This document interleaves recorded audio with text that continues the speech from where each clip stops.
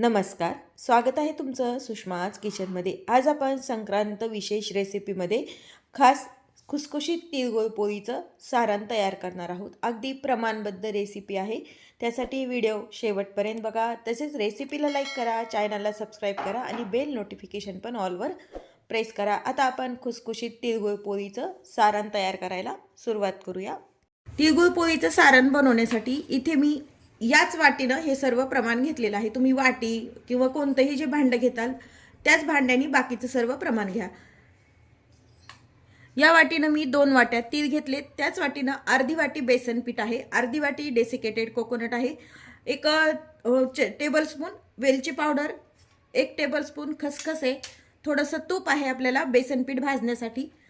त्याच वाटीनं अर्धी वाटी भाजून साल काढलेले शेंगदाणे घेतलेले आहेत आणि याच वाटीनं बारीक चिरून घेतलेला 3 वाट्या गूळ आहे। हे अगदी व्यवस्थित प्रमाण होतं, व्यवस्थित गोडसर अशी ही पोळी तयार होते।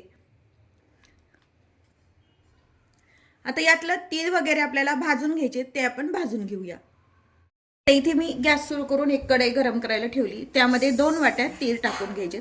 इथे मी गावरान तीळ वापरलेले आहेत, सफेद तीळ पण येतात, पण शक्यतो तिळाचे पदार्थ गावरान तिळामुळे टेस्टी लागतात, म्हणून मी शक्यतो गावरानच तीळ वापरते। थोडेसे असे मातकट कलरमध्ये हे तीळ असतात आणि जे बाकीचे अनपॉलिश तीळ असतात ना, ते अगदी पांढरे शुभ्र असतात। आता हे तीळ व्यवस्थित आपल्याला कमी हीटवरती छान भाजून घ्यायचे। खूप जास्तही भाजायचे नाही आणि खूप कमीही भाजायचे नाही। जास्त भाजले तर तिळाला कडवटपणा येतो, त्यामुळे मीडियम अगदी लो हीटवरतीच हे तीळ छान आपल्याला भाजून घ्यायचे।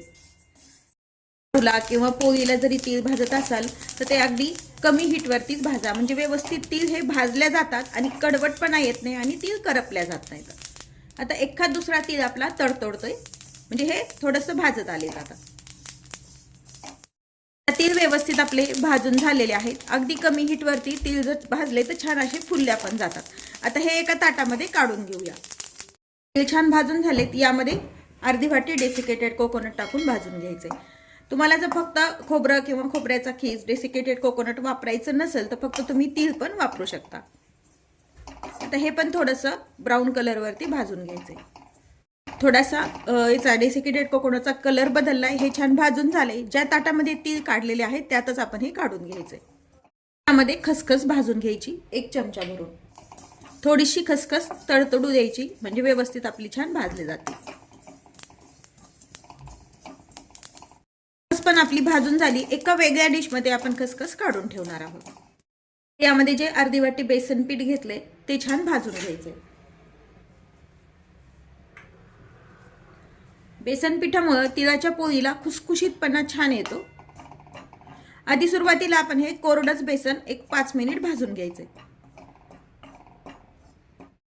पीठ कोरडं आपण थोडा वेळ भाजून घेतलंय, यामध्ये आता आपण जे तूप घेतलेलं आहे ते टाकून घ्यायचे। साधारण 1 टेबलस्पून हे तूप आहे। आता तुपावरती जसं आपण बेसन लाडूला पीठ भाजतो ना, तसंच हे बेसन पीठ म्हणजे चणा डाळीचं पीठ आपल्याला छान भाजून घ्यायचे। बेसन पिठाचा आपला कलर छान बदलला आहे, व्यवस्थित हे बेसन पीठ भाजल्या गेले। गॅस बंद करून घेऊया आणि तिळाच्या ताटामध्ये हे काढून घ्यायचे। तेल साहित्य छान थंड करून घ्यायचे। आता आपली ही खसखस थंड झाली। खसखस जर आपण डायरेक्ट तिळामध्ये टाकली असती तर ती व्यवस्थित बारीक झाली नसती, म्हणून मी छोट्या जारमध्ये खसखस टाकून बारीक करून घेणार आहे, म्हणजे व्यवस्थित छान बारीक होते। छोट्या भांड्यामध्ये जर खसखस काढली तर व्यवस्थित छान बारीक होते, नाही तर मग मोठ्या भांड्यात किंवा तिळासोबत जर काढली तर ती तशीच तिळामध्ये जाड राहते। आता हे अर्धी वाटी शेंगदाणे पण यामध्ये टाकून मी बारीक करून घेणार आहे। बारीक करून घेतले। तिळासोबत जर शेंगदाणे टाकले असते तर एखाद दुसरा शेंगदाणा जर त्यामध्ये राहिला असता तर पोळीही फुटल्या जाते। आता हे पूर्ण मिश्रण पुन्हा ह्या तिळाच्या साहित्यामध्ये टाकून घ्यायचे। तर हे टाकलेलं जे मिश्रण आहे पीठ वगैरे ते पूर्ण हाताने व्यवस्थित मिक्स करून घ्या। मी मोठं मिक्सर जार घेतलेला आहे आणि वेलची पावडर यामध्ये टाकून घ्यायची, ते आपण मिक्स करून घेतले। यामध्ये मी आत्ताच गूळ घातलेला नाहीये, फक्त आधी तीळ थोडंसं आपल्याला फिरवून घ्यायचंय। जर गूळ आणि तीळ एकत्र जर काढले तर तीळ असे अख्खे त्यामध्ये राहतात आणि मग पोळी आपली फुटल्या जाते थोडीफार। त्यामुळे शक्यतो आधी तीळ तुम्ही काढून घ्या आणि नंतर गूळ यामध्ये मिक्स करणार आहे मी।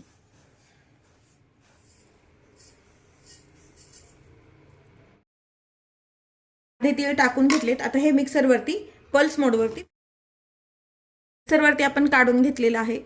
एका ताटामध्ये हे काढून ठेवूया आणि हे जे शिल्लक राहिलेलं आहे तिळाचं मिश्रण ते पण काढून घ्यायचंय. तिळाचं जे मिश्रण आपण मिक्सरवरती काढून घेतलंय त्यामध्ये 3 वाट्या गूळ आपण हा टाकून छान मिक्स करून घ्यायचा आहे. हा साधा गूळ आहे, चिक्कीचा वगैरे नाही, यामध्ये मऊ गूळच आपण वापरलेला आहे. खूप जण गूळ वितळून पण टाकतात, पण या पद्धतीने केलं तरी पण व्यवस्थित आपली पोळी ही तयार होते. थोडंसं हाताने मिक्स करूया आणि पुन्हा हे मिक्सरच्या जारमध्ये घेऊन छान बारीक करून घे वापरलेला आहे मी. आता हे मिक्स करून घेतलंय, पुन्हा मिक्सर जारमध्ये घेऊन बारीक करून घेऊया. थोडं मिक्सर जारमध्ये टाकून घ्यायचंय आणि पल्स मोडवरतीच मिक्सर हे फिरवून घ्यायचंय. या पद्धतीनं बघा सारण छान हे मिळून येतं, अगदी छान गोळा तयार होतं. याला बाकी तूप वगैरे वेगळं काही लावायची गरज पडत नाही. आता हे एका ताटामध्ये काढून घेऊया आणि बाकीचं जे शिल्लक राहिलेलं सारण आहे पोळीचं ते काढून घेऊया. पाहू शकता तुम्ही अगदी मऊसर असं हे सारण छान एकजीव तयार झालेलं आहे. या पद्धतीने जर केलं तर या सारणाला अजिबात दूध किंवा तूप लावायची गरज पडत नाही आणि तुम्ही छान 1 ते 2 महिने पण हे छान स्टोअर करू शकता. गोळा तयार होतो या पद्धतीने केल्यानंतर आणि मग याला दूध वगैरे न लावल्यामुळं पोळी पण आपली बरेच दिवस ती टिकल्या जाते.